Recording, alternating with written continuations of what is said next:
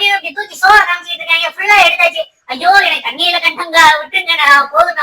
ஐயோ காத்துலாம் இப்படி மூஞ்சிக்கிட்டே அடிக்கிறீங்க, பிடிக்கவே மாட்டேங்குது.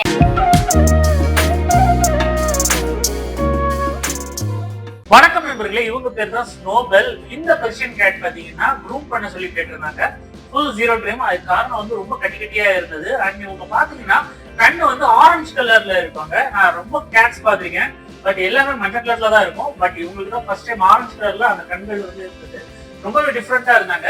ஸோ இவங்களுக்கு பாத்தீங்கன்னா ரொம்ப கூச்ச சுபாவம் சில நேரங்கள்ல சில இடங்கள்ல இருந்தது. நல்லவேளை அவங்க பெட் பேரண்ட்ஸ் வந்து நமக்கு கூட ஹெல்ப்புக்கு நின்னாங்க. இந்த கட்டிகள்ல எடுக்கும்போது பாத்தீங்கன்னா அவங்களுக்கே ரொம்ப கஷ்டமா இருந்தது. ஏன்னா இது வந்து ரொம்ப ஹார்டா இருந்தது. எனக்கு வந்து ட்ரிம்மரே வந்து 2-3 தடவை ப்ரெஸ் பண்ணி தான் எடுக்கிற மாதிரி இருந்தது. ஸோ இப்படி ஃபோர்ஸ் பண்ணும்போது டாக்ஸா இருந்தா ஓரளவுக்கு பொறுமையா இருப்பாங்க. பட் கேட்ஸ் அப்படி கிடையாது. அவங்களுக்கு ஒரு லிமிட் தான் பொறுமை. ஸோ அடிவயிறுலாம் பாத்தீங்கன்னா ஹெவி நாட்ஸா இருந்தது. அதெல்லாம் எடுக்கிறதுக்கே வந்து நான் ரொம்ப கஷ்டப்பட்டேன். இந்த இதே பாத்தீங்கன்னா தெரியும், அப்படியே ஒரு பெரிய ட்ரெஸ் மாதிரி உடம்பு ஃபுல்லா அங்க பாருங்க எவ்வளவு பெரிய கட்டி. இது வந்து ரொம்ப அப்படியே ஸ்டிஃபா இருந்தது.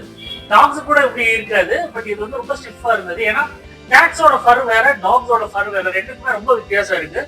நீங்க பார்த்தா தெரியும், சாஃப்டா இருக்கும். பட் வந்து அது ஹார்டன் ஆயிடுச்சு அப்படின்னா ரொம்ப கஷ்டமாயிரும்.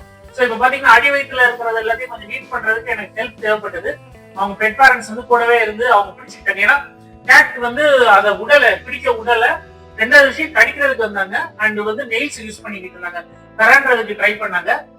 ஸோ ஆஃப்டர் ஒரு 1 hour கழிச்சு அவங்க பெட் பேரண்ட் வந்து எனக்கு கூட நின்று ஹெல்ப் பண்ணி முடிச்சதுனால வந்து எங்களால் ஈஸியா முடிக்க முடிஞ்சது.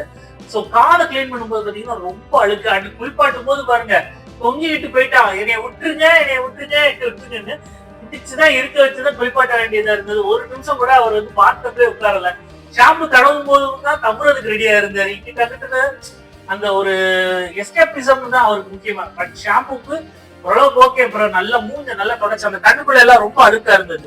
ரெகுலரா வந்து நம்ம கேட்ஸ் எல்லாம் வளர்க்குறோம் அப்படின்னா அந்த கண்ணுக்குள்ள எல்லாம் நீட்டா தொடச்சு விடணும். அப்பக்கப்ப தொடக்கல அப்படின்னா அது வந்து அழுக்கு சேர்ந்து ஒரு மாதிரி ப்ரௌனிஷா மாறிடும். இப்போ ஃபைனலா ஓரளவுக்கு துவட்ட அலோவ் பண்ணாரு. பட் வந்து ப்ளோ ட்ரையர் சண்டை தான். இவருக்கு ஓடி போய் சுருண்டுக்கிட்டாரு. அப்படியே ஒரு விதமா அவரை காய வச்சு வீட்டுக்கு ரெடி பண்றதுக்குள்ள போதும் ஆயிடுச்சு. இந்த வீடியோ உங்களுக்கு பிடிச்சிருந்தா லைக், ஷேர், சப்ஸ்கிரைப் மட்டும் பார்ப்போம். பாய்.